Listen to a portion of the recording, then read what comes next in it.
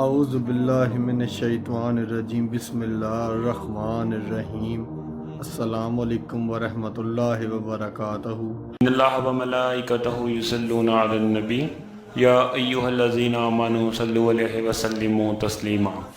اللہم صلی علی محمد وعلی آل محمد کما صلیت علی ابراہیم وعلی آل ابراہیم انک حمید مجید۔ اللہم بارک علی محمد وعلی آل محمد کما بارکت علی ابراہیم وعلی آل ابراہیم انک حمید مجید۔ میرے بھائیو، صحیح مسلم میں ایک حدیث ہے کہ اللہ کے محبوب صلی اللہ علیہ وآلہ وسلم کی خدمت میں ایک دفعہ سیدنا جبرائیل علیہ الصلاۃ والسلام بیٹھے ہوئے تھے تو اچانک انہوں نے اوپر ایک زوردار آواز سنی تو اپنا سر آسمان کی طرف اٹھایا اور عرض کیا کہ یا رسول اللہ صلی اللہ علیہ وآلہ وسلم، آج آسمان کا ایک ایسا دروازہ کھولا گیا ہے جو آج سے پہلے کبھی نہیں کھلا، اور اس میں سے ایک فرشتہ نازل ہوا ہے جو آج سے پہلے کبھی بھی دنیا میں نازل نہیں ہوا۔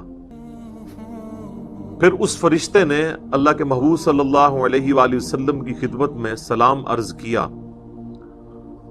اور سلام عرض کرنے کے بعد اس نے کہا کہ اے اللہ کے محبوب صلی اللہ علیہ وآلہ وسلم، میں آپ کو اللہ تعالی کی طرف سے 2 نوروں کی بشارت دیتا ہوں جو آپ سے پہلے کسی پیغمبر کو عطا نہیں ہوئے۔ نمبر 1، فاتحۃ الکتاب یعنی سورۃ الفاتحہ، اور نمبر 2، خواتیم سورۃ البقرہ، سورۃ البقرہ کی آخری آیات۔ اب یہاں پہ عربی کا جو ورڈ استعمال ہوا ہے وہ خواتیم ہے، اور عربی میں جمع کم از کم 3 سے شروع ہوتی ہے۔ عربی میں واحد ہے، اس کے بعد تثنیہ ہے اور پھر جمع، جیسا کہ مشرق یہ سنگولر کا صیغہ ہے، اور مشرقین 2 مشرقیں، اور مشارق 3 یا 3 سے زیادہ مشرقیں۔ تو یہ خواتین کا لفظ استعمال ہوا ہے، یعنی ایٹ لیسٹ 3 آیات۔ تو یہ واحد حدیث ہے جس میں سورۃ البقرہ کی آخری 3 آیات کا ذکر آیا ہے، جو آج ہم نے کور کرنی ہے، للہ ما فی السماوات وما فی الارض سے لے کر آنورڈ اینڈ تک۔ ایک اور حدیث ہے، صحیح بخاری اور صحیح مسلم دونوں میں حدیث موجود ہے، اور یہ اسپیسیفکلی ہمارے صبح و شام کے اذکار میں بھی شامل ہے، جو بلو کارڈ کے اوپر ہم نے ریفرنس دیا ہوا ہے کہ اللہ کے محبوب صلی اللہ علیہ وآلہ وسلم نے فرمایا کہ جو شخص بھی رات کے وقت سورۃ البقرہ کی آخری 2 آیات پڑھ لے گا تو اسے ہر چیز سے کفایت کر جائیں گی۔ ہر چیز سے کفایت کر جائیں گی یعنی کسی قسم کا اور وظیفہ جو کسی بھی وہ کام کے لیے کرتا ہے، شیاطین کو بھگانے کے لیے، جنات کو بھگانے کے لیے، مصیبت اور پریشانی کو دور کرنے کے لیے، تکلیف کے ازالے کے لیے، ہر چیز سے یہ کفایت کرے گا یہ ایک وظیفہ سورۃ البقرہ کی آخری 2 آیات۔ اور جو میں نے اس سے پہلے حدیث بیان کی تھی صحیح مسلم کی، جس میں ایک فرشتے نے آ کے آپ صلی اللہ علیہ وآلہ وسلم کو 2 نوروں کی بشارت دی، سورۃ الفاتحہ اور سورۃ البقرہ کی آخری 3 آیات۔ اس میں آگے الفاظ یہ بھی ہیں کہ جو شخص بھی سورۃ الفاتحہ یا سورۃ البقرہ کی آخری 3 آیات پڑھے گا تو اللہ تعالیٰ سے جو کچھ مانگ رہا ہے وہ اس کو اللہ تعالیٰ عطا فرما دے گا۔ تو وہ تو بڑی بہترین دعائیں ہیں، چاہے سورۃ الفاتحہ ہو یا سورۃ البقرہ کی آخری 3 آیات، وہ دعائیں بھی ہیں، تجدید ایمان بھی ہے، ہر حوالے سے اہم ترین آیات ہیں۔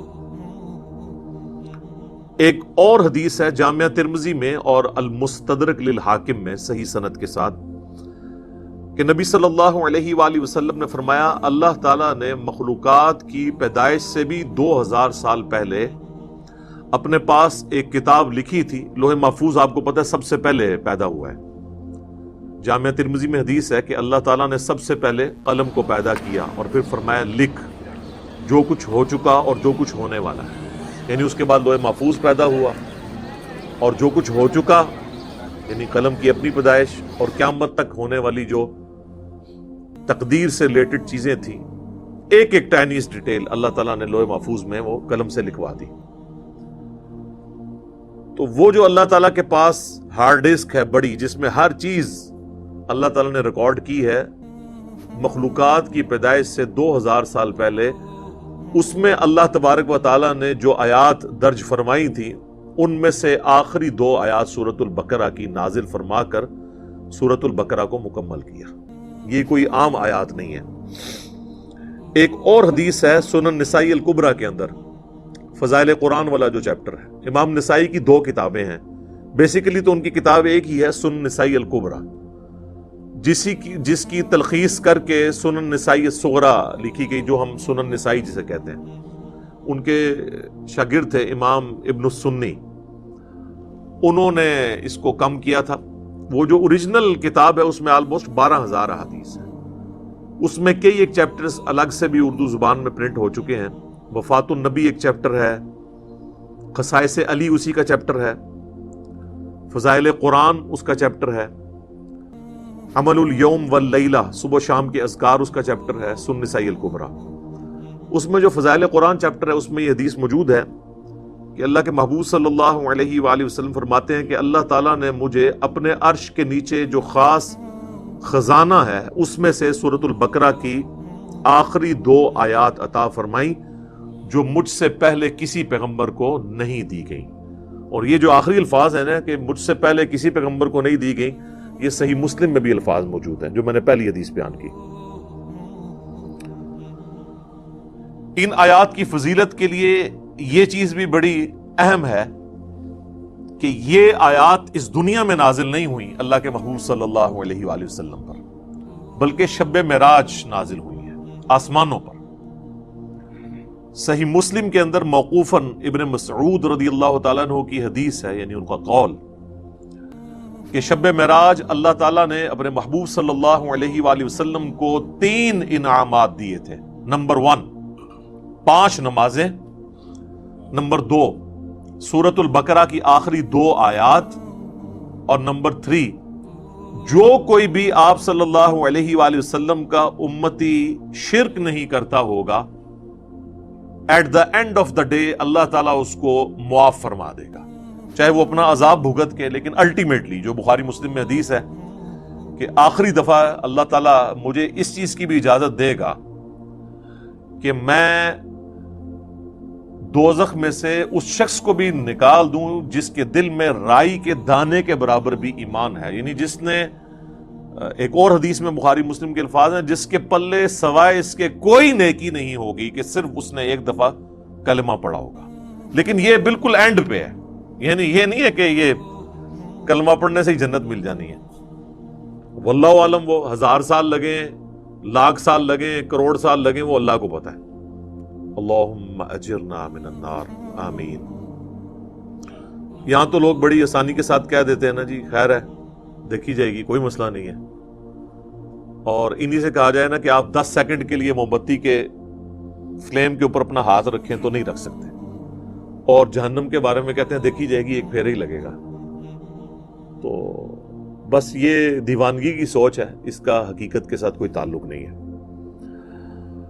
تو یہ میرے بھائیوں میں نے چند احادیث بیان کر دی سورۃ البقرہ کی آخری 3 آیات کی, اور اس میں سے بھی اسپیسیفکلی آخری 2 آیات آمن الرسول بما انزل الیہ من ربہ والمؤمنون سے آنورڈ.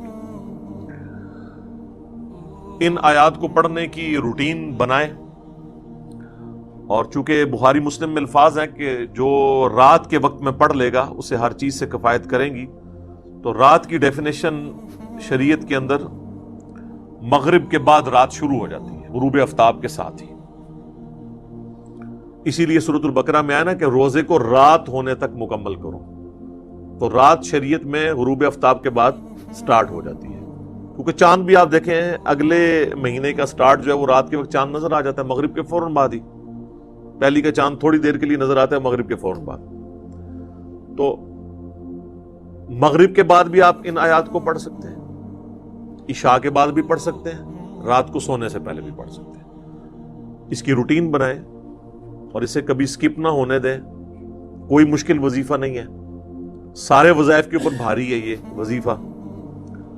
اور کچھ عرصہ آپ اپنی روٹین بنائیں گے تو آپ کو یہ خود بخود زبانی یاد ہو جائیں گی، آپ کو کوئی اس کے لیے محنت نہیں کرنی پڑے گی. آخری 3 آیات کا وظیفہ بنا لیں، للہ ما فی السماوات و ما فی الارض. ویسے عموماً پبلک کے اندر تو جتنی بھی احادیث مشہور ہیں وہ آخری 2 آیات سے ریلیٹڈ ہیں، لیکن آج جو میں نے آپ کو صحیح مسلم کی ایک حدیث بتائی ہے نا، اس میں چونکہ خواتین کا لفظ ہے تو آخری 3 آیات. اس لیے آپ دیکھیں گے قرآن حکیم میں سورۃ البقرہ کا جو آخری رکوع ہے نا وہ انہی 3 آیات پہ مشتمل ہے. تو اب اپنی روٹین اگر کوئی شخص آمن الرسول سے پڑھتا تھا تو وہ اس کو پیچھے لے کے آئے، للہ ما فی السماوات و ما فی الارض، یہاں سے لے کے آنورڈ اس کو پڑھنا شروع کریں. چند دن آپ پڑھیں گے تو خود بخود آپ کو یہ آیات زبانی یاد ہو جائیں گی. کوئی بیٹھ کے پوری انٹینشن کے ساتھ یاد نہیں کرنی پڑے گی. اس کا آسان طریقہ یہ ہے کہ نماز مغرب یا نماز عشاء کے بعد مسجد سے نکلنے سے پہلے یا گھر میں سنتیں ادا کر رہے ہیں تو مصلی کو اٹھانے سے پہلے مصحف ہاتھ میں پکڑیں اور اسے ایک بار پڑھ لیں اپنی روٹین کے اندر. آج کل تو سمارٹ فون ہے، کوئی ایشو نہیں ہے، موبائل فون کھول کے بھی اس میں بھی پڑھا جا سکتا ہے. یہ وظیفہ ضرور اپنی زندگی کے اندر لے کر آئیں. اس میں آپ دیکھیں گے کہ سٹارٹ تو اللہ تعالیٰ کی تعریف کے ساتھ ہوا ہے، للہ ما فی السماوات و ما فی الارض. اس کے بعد کچھ کریٹیکل چیزیں ڈسکس ہوئی ہیں کہ اللہ تعالیٰ گرفت فرما سکتا ہے، جو کچھ تم دل میں چھپاتے ہو یا ظاہر کرتے ہو، کچھ بھی اعمال ہیں وہ اللہ تعالیٰ اس پہ گرفت کر سکتا ہے. انشاءاللہ میں اس کی تفسیر بھی بعد میں بیان کروں گا. اور اس کے بعد پھر ایمانیات کا ذکر ہے، جو بیسیکلی 3 مسلمانوں کے عقائد ہیں، عقیدہ توحید، عقیدہ رسالت اور عقیدہ آخرت. ان 3 عقائد کی تجدید ہے اس کے اندر. عموماً آپ نے دیکھا ہوگا نا، لوگ کہتے ہیں رات کو مرنے سے پہلے جی آپ نے جو ہے نا وہ تجدید ایمان کرنی. ظاہر موت ہی ہے نا، نیند. صحیح بخاری میں حدیث ہے کہ آپ رات کو سوتے وقت کیا دعا مانگتے ہیں؟ اللہم بِاسْمِکَ اموت و احیا، اے اللہ میں تیرے نام کے ساتھ مرتا اور جیتا ہوں.